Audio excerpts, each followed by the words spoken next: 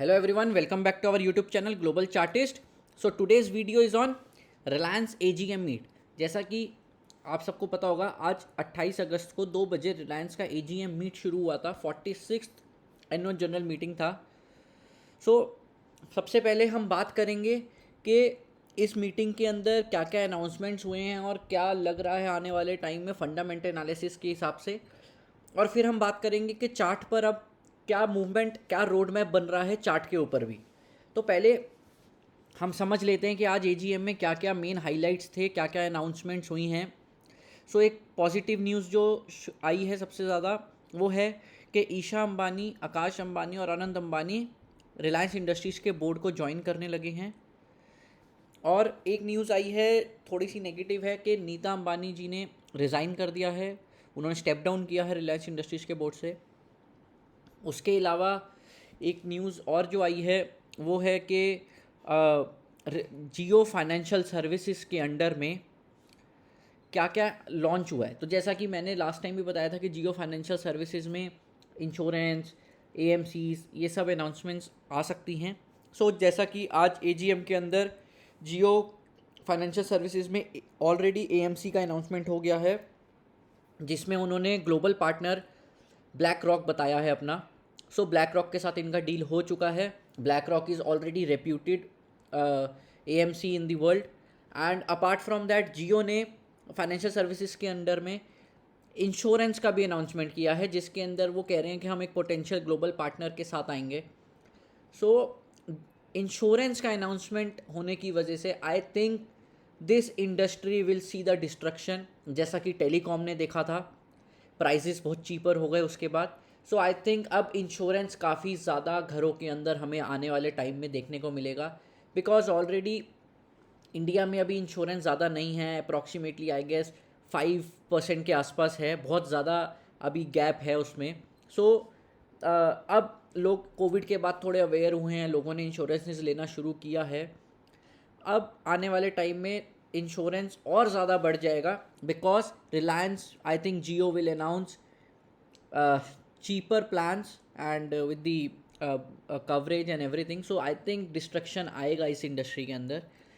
Then जियो air fibre का announcement हुआ है, जिसके अंडर में हम अपने ऑफिस में और घर में स्मार्ट सर्विसेज देख सकते हैं, smart home services, smart office services, जिसमें हम अपनी टेक्नोलॉजी ड्रिवन कर सकते हैं अपने घर में इक्विपमेंट्स को।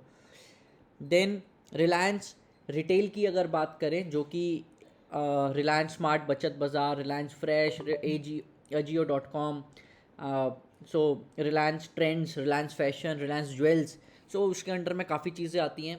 उसकी अगर हम बात करें वो ग्लोबल में टॉप 100 में है, इंडिया का इकलौता रिटेलर है वो। एंड उसमें काफ़ी ज़्यादा they are focusing on Tier 2 cities also. उसके अलावा solar, wind, battery, hydrogen and alternate biofuel energies के ऊपर भी ये लोग काम कर रहे हैं, जिसके अंदर ये आने वाले टाइम में अनाउंसमेंट करेंगे। विंड पावर के ऊपर ये लोग एक गीगा फैक्ट्री की बैटरी का जो इनका बिजनेस है वो ये 2026 तक ये अनाउंस करने वाले हैं, मतलब बाय 2026 इनके रिसोर्सेज तैयार हो जाएंगे।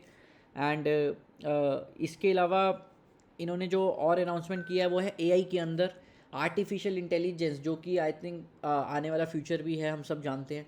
एआई के अंदर इन्होंने अनाउंसमेंट किया है, जिसके अंदर they are saying that AI to everyone everywhere, मतलब बिजनेसेस, घर, आपका डिजिटल मार्केटिंग्स एंड एवरीथिंग, मतलब सब चीज़ों में अक्रॉस द इंडस्ट्रीज़ हमें एआई का इन्वॉल्वमेंट देखने को मिलेगा आने वाले टाइम में। कुल मिलाकर अगर आप समझें तो काफ़ी पॉजिटिव एजीएम था, काफ़ी अच्छे अच्छे अनाउंसमेंट्स हुए हैं।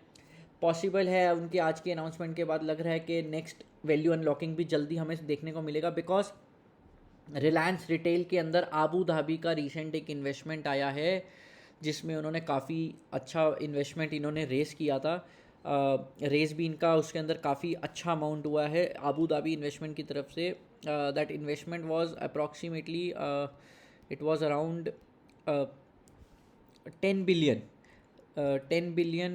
इन रिटेल में इन्होंने, रिलायंस ने इन्वेस्ट किया था, जिसके अंदर इनका जो इन्वेस्टमेंट इनके पास जो आ रहा है, कतर इन्वेस्टमेंट अथॉरिटी ने दिया है रिटेल को 8,28,000 crore, 8,28,000 CR and to for Reliance retail specifically.